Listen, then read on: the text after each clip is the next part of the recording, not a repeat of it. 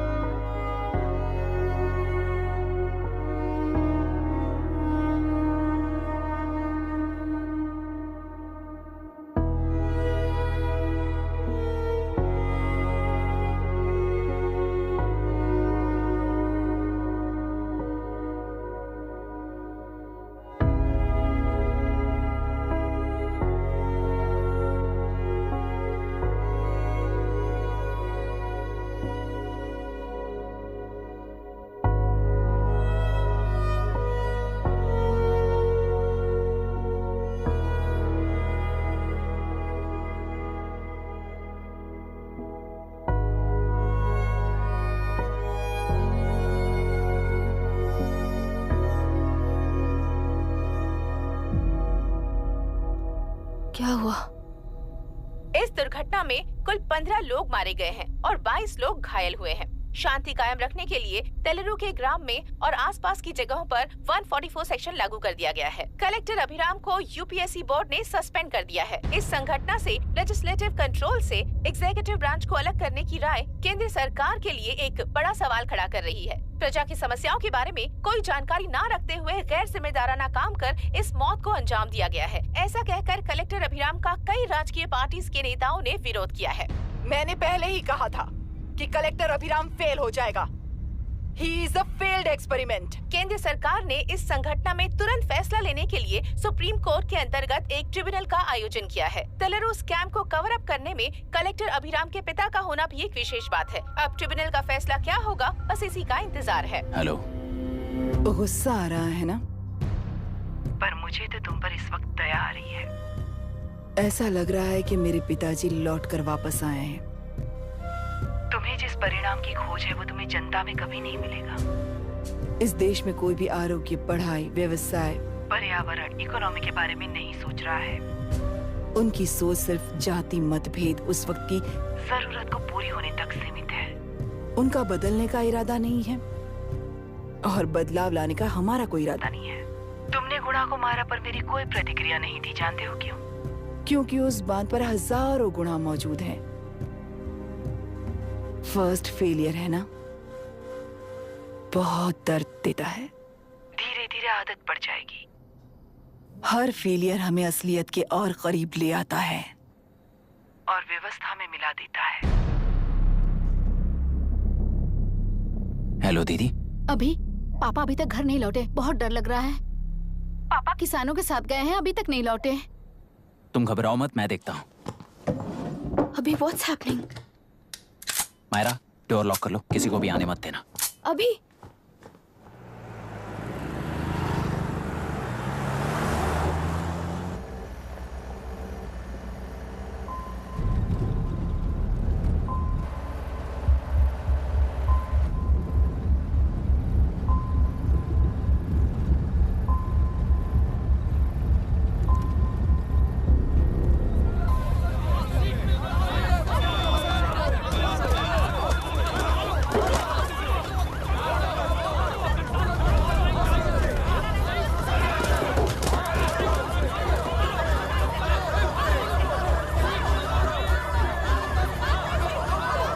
Tractor. हट जाओ, चलो।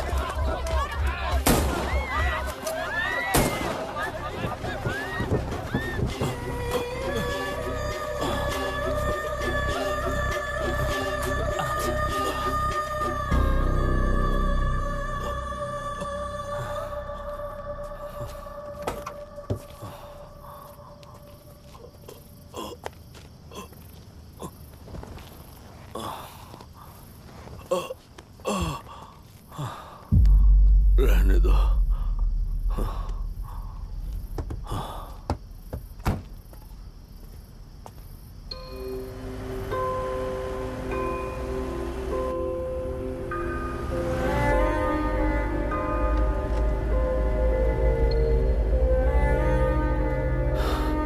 रिश्वत लेकर गलत नहीं करूंगा और अच्छा करने के लिए रिश्वत नहीं लूंगा। स्टे ऑर्डर किसी भी वक्त आ सकता है। Let's speed up. देख लो सारे एक्सप्लोसिव सही ढंग से लगे हैं कि नहीं। आसपास की बिल्डिंग्स को नुकसान ना पहुंचे। Okay, zero tolerance. কোনো প্রবলেম হবে না সাহেব, আমি সব দেখে নেব। ओके। पापा, हाँ क्या पूरी बिल्डिंग एक साथ गिर जाएगी, वर्ल्ड ट्रेड सेंटर की तरह? हाँ बेटा, ऐसे एक साथ कैसे गिर जाएगी? क्योंकि डायनामाइट्स एक साथ उड़ाएंगे। कितने डायनामाइट्स लगाए हैं?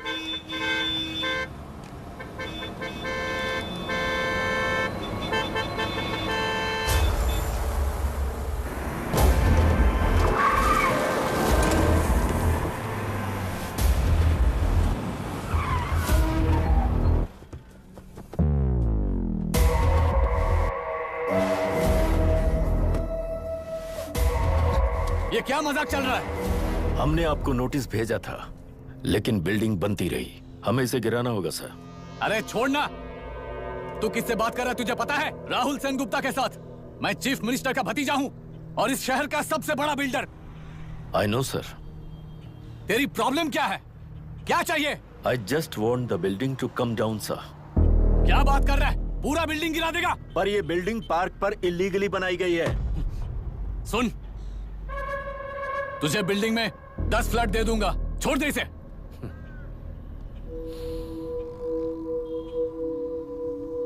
रिश्वत लेकर गलत नहीं करूंगा, अच्छा करने के लिए रिश्वत नहीं लेता। You happy?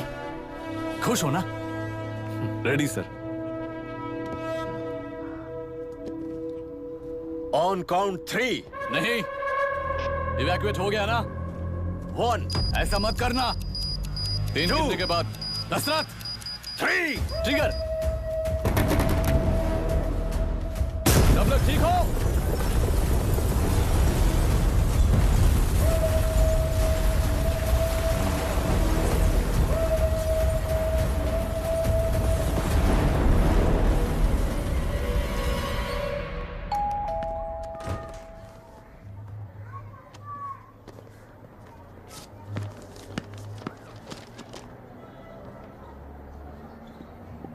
क्या हुआ? ट्रांसफर ऑर्डर है क्या? इससे ज्यादा क्या हो सकता है? जरा उसे देखो, वो चाहिए क्या तुम्हें? हाँ, बिल्कुल, वो तुम्हें मिल जाएगी। हमको तो चाहिए। तुम्हें किस टाइप की चाहिए बोलो? Checkmate. ये बाजू वाली चलेगी? नहीं। तो अभी मैनेज करता हूँ ना मैं। आपने देखा नहीं पापा? ए, खेल का मतलब बिना देखे किए गलतियों को सुधारना है. It teaches character. जीतना है तो एक बार और खेल. Come on. अरे तू चिंता करूंगा। भाभी, आप एकदम मस्त लग रही हैं। मुझे वो पीने का मन कर रहा है। अभी पिएंगे, अभी पिएंगे। मुझे भी पीना है। दूसरे कंपार्टमेंट में शिफ्ट होते हैं ना जी। Excuse me. धीमे बात करेंगे और दरवाजे के पास जाके पिएंगे. जाऊंगा, जरूर जाऊंगा। बस मुझे थोड़ा सा दूध मिल जाएगा पीने को।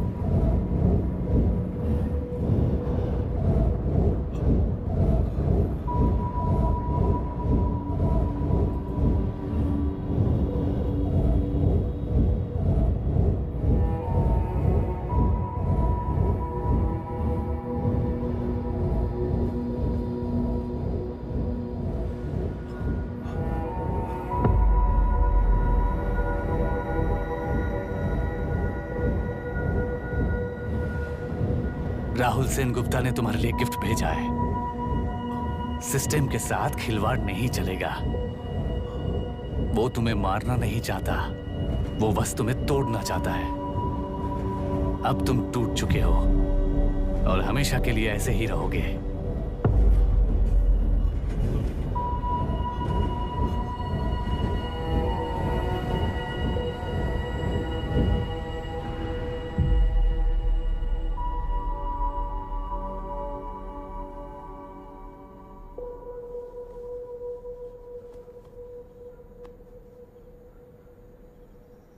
I'm sorry, mister Dasharath. उस दिन अपने ट्रेन में अपनी बेटी और पत्नी को खो दिया। उसी ट्रेन में मैंने अपनी बहन और माँ के साथ साथ अपने पापा को भी खो दिया। मेरे पापा मुझे वापस मिल जाएंगे, ये छोटी सी आस लेकर इस गेम में आया था मिस्टर दशरथ।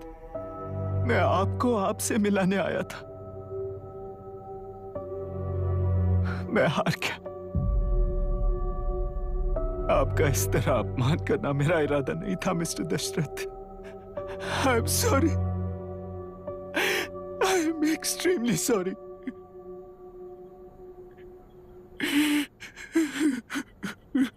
सोच रहे हो कि एक गुंडे ने मेरी पत्नी और बेटी को मार दिया तो मैं हार गया? वो राक्षस तो पूरी दुनिया में है, पर उन्हें व्यवस्था सजा देगी या फिर पालेगी, सवाल ये है। मैं वहां ट्रेन में नहीं हारा था। मेरी असली हार तब हुई जब उन दरिंदों को 60 लोगों के सामने 2 मासूमों को मारने की सजा सिर्फ 2 महीने हुई। कोर्ट रूम में फैसला सुनाते वक्त राहुल सेनगुप्ता अपनी मूंछों पर ताव देते हुए हंसते हुए मुझे देख रहा था। उस दिन सच्चाई को तिल तिल मरते हुए देखकर जी रहा हूं। आज जो हुआ वो इस लाश का अंतिम संस्कार है।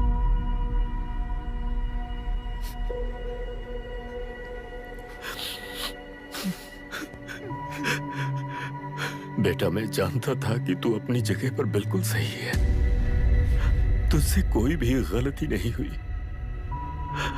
पर तू इस रास्ते पर चलेगा तो मेरे जैसे ही टूट जाएगा, यही सोचकर तुझे रोकना चाहता।